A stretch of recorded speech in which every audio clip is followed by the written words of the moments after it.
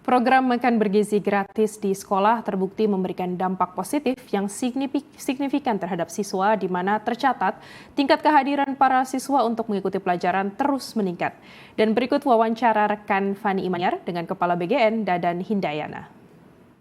Hari baik Bapak. Terima kasih. Terima kasih sebelumnya telah menyempatkan waktu untuk berdialog bersama kami hari ini. Apa kabar Bapak? Baik, alhamdulillah. Ini kehormatan buat saya. Kehormatan buat kami juga. Oleh Mbak Fani dan Terima kasih Pak. Kita bicara data. Data yang didapat atau dipunyai oleh BGN sendiri terkait dengan bagaimana, saya mau bilang dampak, saya mau bilang efek, tapi positif ya buat anak-anak Indonesia ini. Apakah sudah kelihatan mungkin bisa ada peningkatan kualitas kesehatan, atau misalnya ada laporan mungkin yang simple, anak-anak jadi jarang sakit yang tadinya misalnya nggak masuk berapa gitu Pak? Yang paling mudah sebetulnya dampaknya itu adalah efek kehadiran. Oh kan, jarang absen berarti. Jadi kehadiran ini kita karena sudah melaksanakan tahu bahwa kehadiran sekolah itu rata-rata hanya 70-75%. Nah sekarang dengan ada program makan bergizi ini, anak-anak semangat. Rajin masuk. Rajin banget. Oke. Kehadirannya bisa lebih dari 95%. Bahkan ada seorang nenek di Papua itu yang cerita ya. Dia itu biasanya sulit sekali membangunkan cucunya untuk bangun pagi dan pergi ke sekolah. Nah sekarang itu cucunya yang membangunkan neneknya untuk pergi ke sekolah.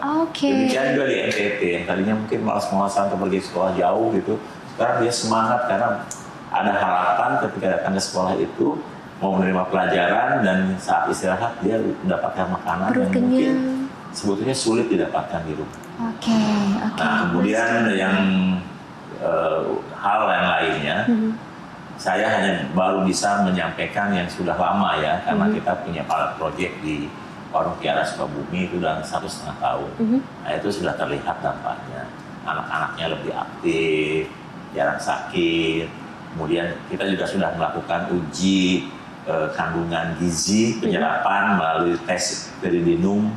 Juga kita sudah melakukan pengukuran antropometri ya, kenaikan berat badan, kemudian kemajuan dalam hal tinggi badan dan sebagainya, itu sudah ada. Tapi itu baru untuk yang di Warung Kiara. Nah untuk yang secara umum barangkali nanti setelah tahun depan saya kira itu sudah waktunya dilakukan pengukuran, dan kami akan serahkan kepada lembaga independen untuk melakukannya, karena jangan sampai kita yang melakukan, kita yang mengevaluasi, kita mengakui sendiri. Jadi harus lembaga independen. Untuk netralitas. Tapi pengawasan juga dilakukan oleh BGN pastinya. Kami sendiri yakin sebetulnya bahwa program ini akan berdampak. Terutama kita kan punya basic line ya, basic penilaian, terutama di angka IQ rata-rata. Ini semua orang tahu nih di Indonesia, IQ rata-rata kita kan pernah ada yang mengukur hanya 78, dan terendah di ASEAN. Kemudian sekarang sudah naik, tapi saya yakin ketika intervensi ini sudah berhasil dilakukan, IQ rata-rata penerima manfaatnya akan naik.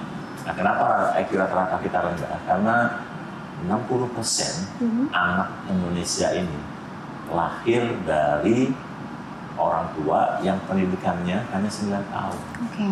Yang pendapatannya masuk di desil 1, desil 2. Desil 1 itu yang pendapatan di bawah 800.000, desil 2 itu kan di bawah 1,2. Nah ini anak-anak yang lahir di Indonesia ini rata-rata lahir dari golongan itu. Jadi kalau diukur rata-rata, memang ada yang bagus di kota-kota kan IQ-nya tinggi. Tapi kalau di rata-rata kan tetap tarik ke bawah karena mayoritas yang ada di sini. Nah dengan adanya program ini, nanti yang mayoritas kita beri intervensi sehingga akan sama kualitasnya dengan yang orang-orang yang selama ini lahir dari keluarga kelas menengah.